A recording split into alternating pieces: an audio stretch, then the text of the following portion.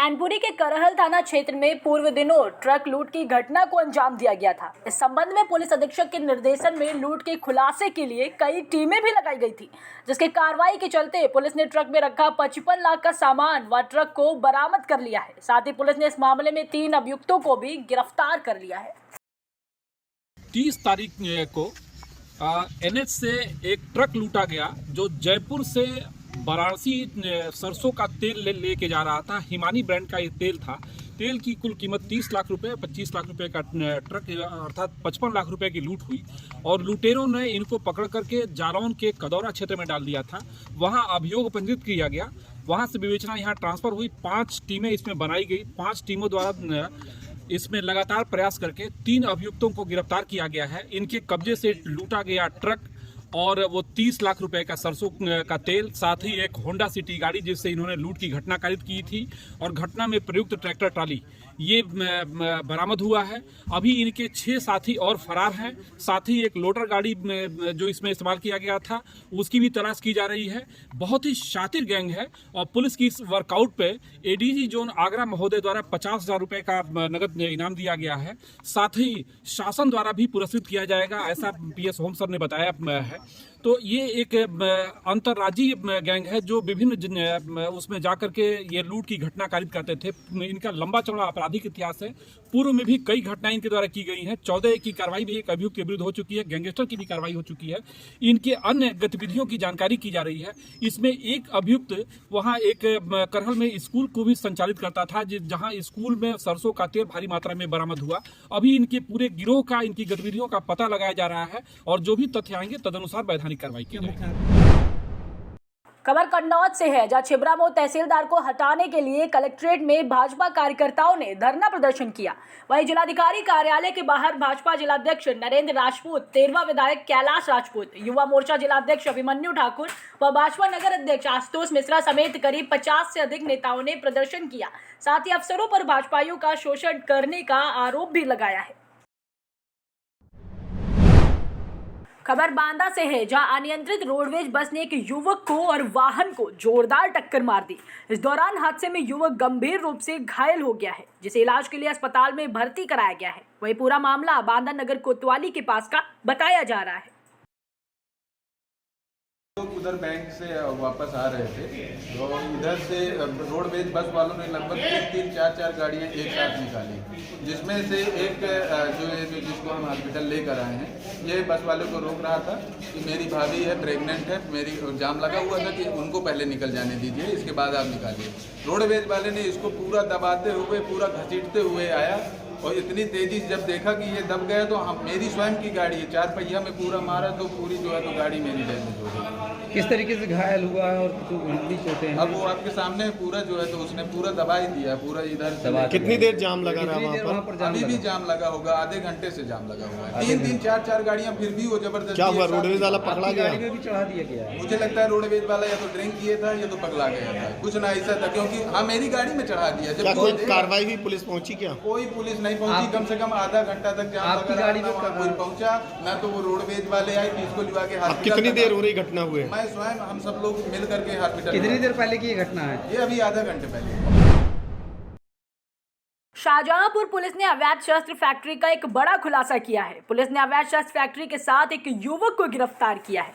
वहीं मौके से पुलिस ने अधबने और बने तमंचे बड़ी तादाद में बरामद किए हैं। साथ ही तमंचे तैयार करने और कारतूस रिफिल करने वाले उपकरण भी मिले हैं। फिलहाल पुलिस अवैध शस्त्र फैक्ट्री में बने तमंचे खरीद करने वालों की तलाश कर रही है। जनपद में अवैध शस्त्र का कारोबार करने वाले अपराधियों के विरुद्ध अभियान प्रचलित है। इसी क्रम में थाना परौर पुलिस द्वारा रामगंगा की कटरी से एक अभियुक्त राकेश को शस्त्र बनाते हुए गिरफ्तार किया गया। इसके कब्जे से 7 कंट्रीमेड पिस्टल्स बरामद हुए हैं। इसमें से 4 315 बोर के तथा 3 12 बोर के हैं। एक अधबना तमंचा बरामद किया गया। साथ ही भारी मात्रा में जो शस्त्र बनाने के उपकरण बरामद किए गए हैं। ये शातिर किस्म का अपराधी, इसके पूर्व में भी इस पर 8 अभियोग पंजीकृत हैं। जालौन के कदौरा थाना पुलिस एसओजी सर्विलांस टीम की संयुक्त कार्रवाई में एक बड़ी सफलता मिली है। आपको बता दें कि बीते 28 दिसंबर को कदौरा थाना क्षेत्र के ग्राम मरगाया में मंदिर से मूर्ति की चोरी हुई थी, जिसका पुलिस ने खुलासा करते हुए 3 चोरों को गिरफ्तार कर लिया है। वहीं गिरफ्तार चोरों में एक महिला और 3 पुरुष शामिल हैं। गिरफ्तार किए गए चोरों के पास से एक अष्ट धातु की मूर्ति सहित कई अन्य सामान भी पुलिस ने बरामद किया है। गाया गांव में चोरी हुई थी, मूर्ति की चोरी हुई थी, उसी के संबंध में प्रेस कॉन्फ्रेंस बुलाई गई है। इसमें वादी श्री गोविंद सिंह पुत्र सुगर सिंह निवासी ग्राम बीड़ी खुर्द थाना कदौरा जनपद जालौन के द्वारा सूचना दी गई थी 29 तारीख को मंदिर से राम जानकी मंदिर ग्राम मरगया से मूर्तियाँ चोरी हो गई हैं और इसी संबंध में थाना कदौरा पर क्राइम नंबर 180/22 457 380 IPC की धाराओं में पंजीकृत किया गया था। उसके बाद एसओजी और सर्विलांस की टीम ने काफ़ी अच्छा गुडवर्क किया है और ये पूरी घटना को वर्कआउट किया गया है, जिसमें 4 लोगों को गिरफ्तार किया गया है। इसमें 2 लोग, एक स्वतंत्र और दूसरा शशांक, ये दोनों कानपुर नगर और कानपुर देहात के रहने वाले हैं। ये लोग गांव में मंदिर पर जमीन को लीज पे लेने के बहाने वहां पे आए थे, मंदिर पर रुके थे और रात्रि के समय में इन लोगों ने चोरी की थी और इनको पीछे से ऑपरेट करने वाली एक महिला भी जो है वो भी गिरफ्तार की गई है, जो इनसे इस तरह की घटनाएं कराती है।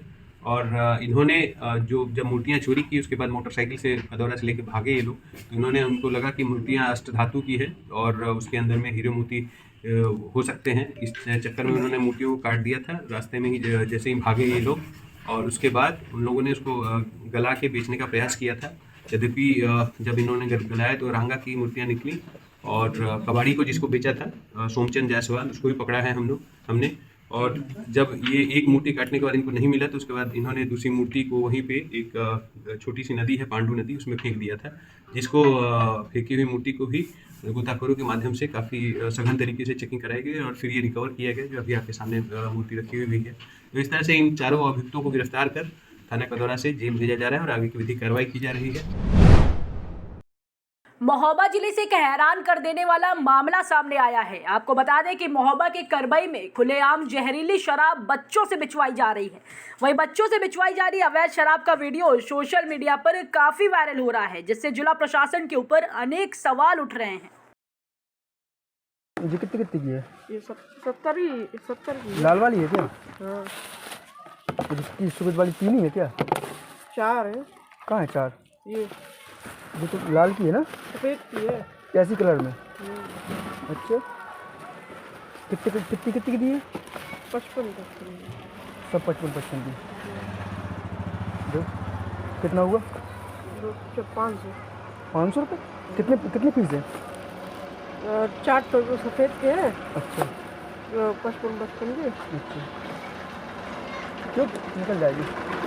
4 तो सफेद के 55 के। कितना हो गया? 220 और लाल के 70 रुपये की। लाल के 70 रुपये की। बहराइच में इंडियन ऑयल की तरफ से 9 जनवरी को इंडियन ऑयल कस्टमर डे के रूप में मनाया गया। इस दौरान इंडियन ऑयल के पदाधिकारियों ने ग्राहकों को धन्यवाद दिया। वहीं इंडियन ऑयल के पदाधिकारियों ने पेट्रोल पंप की व्यवस्थाओं को लेकर चर्चा भी की। साथ ही इंडियन ऑयल पंप एसोसिएशन के चेयरमैन आनंद कुमार गौड़ ने बताया कि प्रधानमंत्री नरेंद्र मोदी के विजन को लेकर इंडियन ऑयल कार्य कर रहा है। इस कार्यक्रम में बहराइच के नगर मजिस्ट्रेट ज्योति राय और जिला पूर्ति अधिकारी भी मुख्य अतिथि के रूप में उपस्थित रहीं। साथ ही जनपद बहराइच के area sales manager Shubham Pratap Singh ने बताया कि जल्द ही जनपद बहराइच में बायोडीजल भी लॉन्च किया जाएगा, जिससे इंपोर्ट पर निर्भर हम लोग कम रहे हैं। भविष्य में इंपोर्ट को लेकर समस्या न खड़ी हो। प्रतिवर्ष इंडियन ऑयल के द्वारा ग्राहक दिवस का आयोजन किया जाता है। इसमें इंडियन ऑयल ही एक ऐसी ऑयल कंपनी है कि जो अपने ग्राहक के लिए सर्वाधिक सुविधाएं देती है, उनकी सुविधा का सबसे ज़्यादा ख्याल रखती है, चाहे वह डीजल, पेट्रोल और लुब्रिकेंट्स के माध्यम से हो या ग्राहकों को अन्य दी जाने वाली सुविधाओं के माध्यम से हो, कि जिससे ग्राहक अधिक से अधिक माइलेज प्राप्त कर सके। उसको इंडियन ऑयल के पेट्रोल पंपों पे कम से कम असुविधा का सामना करना पड़े, उसको वहाँ पर साफ़ सुथरा अच्छा टॉयलेट मिले, उसको वहाँ पर डिजिटल ट्रांजैक्शंस के तमाम सारे साधन मिलें, कहीं कोई कंप्लेंट है तो उसके लिए भी सारी सुविधाएं वहाँ पर उपलब्ध हैं। केंद्र सरकार इस समय और ख़ास तौर से जो रोड एंड ट्रांसपोर्ट मिनिस्टर हैं आदरणीय नितिन गडकरी जी, उनके द्वारा जीरो कार्बन इमिशन को लेकर के निरंतर प्रयास किए जा रहे हैं और उसी की दिशा में इंडियन ऑयल भी उनके साथ निरंतर इस पर काम कर रही है, चाहे वह हाइड्रोजन फ्यूल के लिए हो या फिर बायोडीजल के रूप में हो। देश में अन्य जगहों पर बायोडीजल लॉन्च किया गया है और इसी कड़ी में 12 तारीख को बहराइच में भी बायोडीजल लॉन्च किया जाएगा। राजगढ़ के माचलपुर नाका पर करनी सैनिक धरना प्रदर्शन कर रहे हैं, जिसके चलते प्रदर्शन कर रहे करनी सैनिक सीएम शिवराज सिंह चौहान का पुतला फूंकने की कोशिश की गई। वहीं करनी सैनिकों ने 21 सूत्री मांगों को लेकर तहसीलदार को ज्ञापन सौंपा है।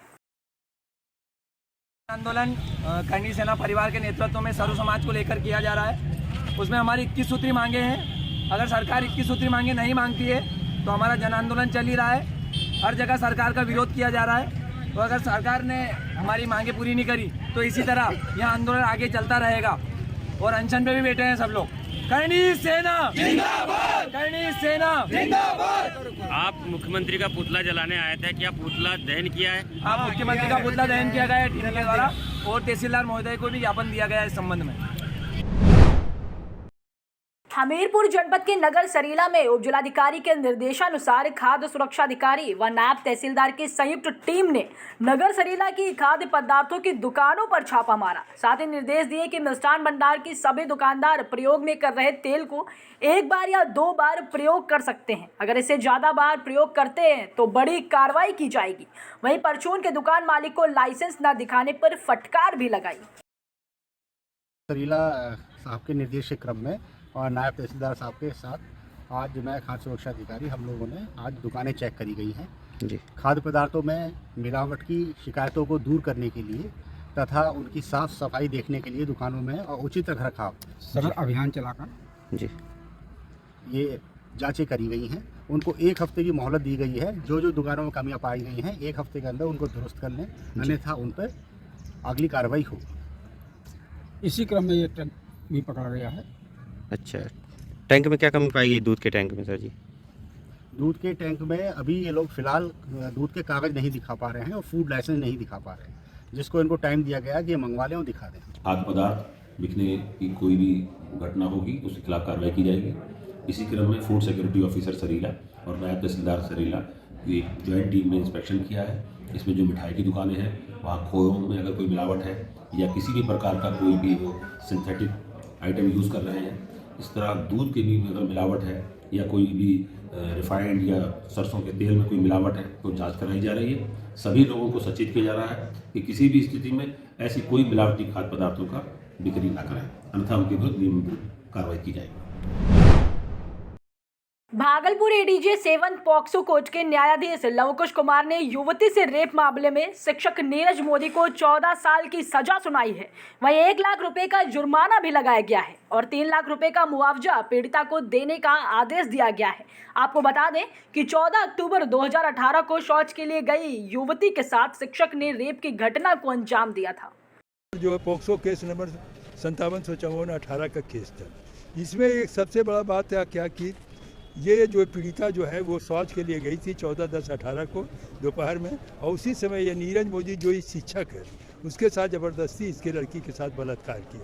इसके बाद ये केस करने के बाद ये जान गया कि जब ये इस पर सज़ा होगा तो ये क्या क्या कर दिया, अपने फादर से जो है राजा राम मोदी से एक शपथ पत्र दिला दिया गया कि नीरज मोदी मर गया। नीरज मोदी मर गया, उसके बाद ये जो केस जो है क्लोज हो गया, बंद कर दिया गया। उसके बाद जो सूचिका थी वो आकर के पता चला कि केस बंद हो गया, तो यहाँ आकर के कोर्ट में जो है एक आवेदन दी कि नहीं वो नीरज मोदी जो है जिंदा है। फिर उसके बाद ये पुलिस को भी इसीपुर बाराहाट को आवेदन दिया, इसीपुर बाराहाट इसके बाद यहाँ आकर के ये लास्ट में आकर के नीरज मोदी सरेंडर किया। सरेंडर करने के बाद फिर हमने गवाह को एग्जामिन करा। गवाह को एग्जामिन कराने के बाद सभी गवाह जो है इस केस को सपोर्ट किया। 6 तारीख को इसको 3-4 पॉक्सो एक्ट में इसको दोषी पाया गया। आज जो है ये शिक्षक था, पब्लिक सर्वेंट है। पब्लिक सर्वेंट के नाते जो है पॉक्सो एक्ट के 5C जो पब्लिक सर्वेंट था उसके अंतर्गत आज इसको सज़ा दिया गया। 14 वर्ष जो इसको कारावास है इसका सज़ा हुआ, 1 लाख रुपया जुर्माना और 3 लाख रुपया जो है मुआवजा दिया। ये केस जो है सप्तम एडीजे लवकुश कुमार के इजलास में चल रहा था और हम उसके स्पेशल पे भी नरेश प्रसाद रहा।